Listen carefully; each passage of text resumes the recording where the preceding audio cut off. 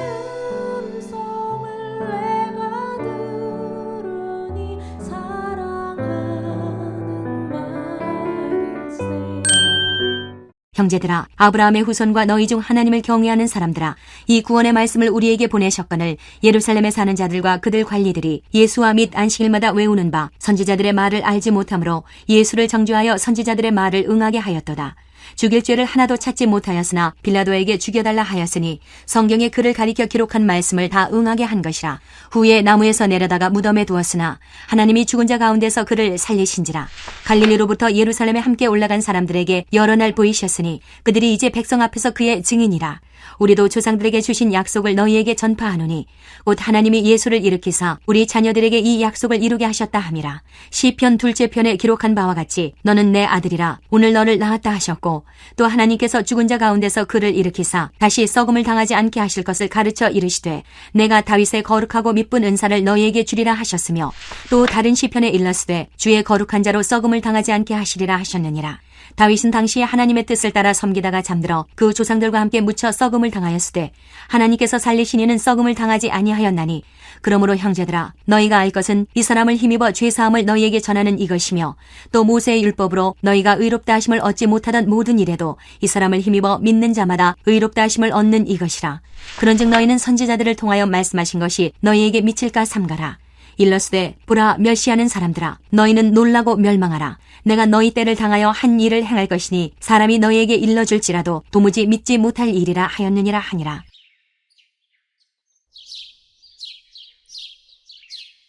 안녕하세요. 피트나는 목사 안상렬입니다. 오늘도 주님 은혜 안에서 좋은 하루입니다. 오늘은 사도행전 13장 26절에서 41절을 통해서 도무지 믿지 못할 일이라는 제목으로 은혜를 나누겠습니다. 바울 사도는 사람들아 들으라 라며 구주 예수님에 대해 선포하였습니다. 그러나 유대인들은 도무지 믿지 못할 일이라며 거절하였죠. 그렇다면 왜 사람들은 예수님의 복음을 도무지 믿지 못하는 것일까요? 첫 번째로 강한 것을 선호하기 때문입니다.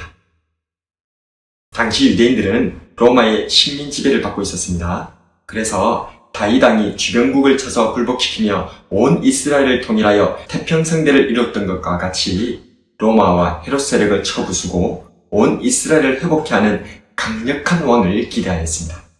오늘날 유대인들에게는 하프타라라는 것이 있습니다. 이것은 모세 오경을 제외한 구약 성경을 말하는데 그 하프타라에서 제외된 부분이 있습니다. 그것은 바로 이사야 53장입니다. 이사야 53장은 인생의 죄를 대신 지고 순환당하시는 메시아에 대해 매우 자세히 기록한 성경입니다. 그 중에서 3절과 6절을 읽어보겠습니다. 그는 멸시를 받아 사람들에게 버림받았으며 강고를 많이 겪었으니 질고를 아는 자라. 마치 사람들이 그에게서 얼굴을 가리는 것 같이 멸시를 당하였고 우리도 그를 기이 여기지 아니하였도다. 그는 실로 우리의 질고를 지고 우리의 슬픔을 당하였거늘 우리는 생각하길 그는 징벌을 받아 하나님께 맞으며 고난을 당한다 하였노라. 그가 찔림은 우리의 허물 때문이, 그가 상함은 우리의 죄악 때문이라. 그가 징계를 받음으로 우리는 평화를 누리고 그가 채찍에 맞음으로 우리는 나음을 받았도다. 우리는 다 양 같아서 그릇 행하며 각기 제 길로 갔거늘 여호와께서는 우리 모두의 죄악을 그에게 담당시키셨도다. 유대인들은 예수님을 인정할 수 없었습니다. 죄인처럼 징계받고 고난당하는 나약한 메시아를 받아들일 수 없었습니다. 그래서 그들은 성경에서 이 이사야 53장을 제외시켜버렸습니다. 우리도 약한 예수님이 싫을 수 있습니다. 왜 굳이 가난한 자, 병든 자, 귀신 들린 자를 섬기며 살아야 합니까? 왜 굳이 버림당하고 외면당해야 합니까? 왜 굳이 십자가에 못 박혀 죽어야만 합니까? 온 세상을 정복하고 떵떵거리고 스포트라이트와 부러움을 한 몸에 받고 살면 안 됩니까? 그러나 약할 때 강함됨을 믿으시기 바랍니다. 섬기는 자가 큰 자인 줄로 믿으시기 바랍니다. 누가복음 22장 26절에 너희는 그렇지 않을지니 너희 중에 큰 자는 젊은 자와 같고 다스리는 자는 섬기는 자와 같을지니라. 왜 사람들은 예수님의 복음을 도무지 믿지 못하는 것일까요? 두 번째로 주님의 대속을 믿지 못하기 때문입니다. 구약의 이스라엘 백성들은 죄사함을 얻기 위해서 하나님께 제사를 드렸습니다. 소나 양과 같은 제물을 제사장 앞에 가져와서 그 짐승에 자신들의 죄를 덮어 씌우고 제물로 바쳤습니다. 그들은 제사를 드리면서도 자기 죄를 대신 지고 죽는 짐승의 죽음의 의미를 깊이 생각하지 못했습니다. 그럴 때에 세례 요한은 예수님을 향해 선포합니다. 세상 죄를 지고 가는 하나님의 어린 양이라고. 요한복음 1장 29절에 이튿날 요한이 예수께서 자기에게 나오심을 보고 이르되 보라, 세상 죄를 지고 가는 하나님의 어린 양이로다. 예수님께서는 당신께서 직접 영원한 대제사장이 되어주시고 심지어는 자신의 몸을 희생제물로 바치셔서 우리를 위해 영원한 효력이 있는 단번의 제사를 십자가에서 이루어 주셨던 것입니다. 히브리서 9장 13절과 14절에 염소와 황소의 피와 및 암송아지의 죄를 부정한 자에게 뿌려 그 육체를 정결하게 하여 거룩하게 하거든 하물며 영원하신 성령으로 말미암아 흠없는 자기를 하나님께 드린 그리스도의 피가 어찌 너희 양심을 죽은 행실에서 깨끗하게 하고 살아계신 하나님을 섬기게 하지 못하겠느냐. 짐승의 희생이 사람의 죄를 없이 한다면 하나님의 아들의 희생은 영원한 대속을 이루고도 남을 줄로 믿습니다. 왜 사람들은 예수님의 복음을 도무지 믿지 못하는 것일까요? 마지막으로 주님의 부활을 믿지 못하기 때문입니다. 사람들은 부활을 믿지 못합니다. 부활은 너무나도 비상식적인 일이라 생각되기 때문입니다. 그러나 결코 부활은 비상식적이거나 비과학적인 일이 아닙니다.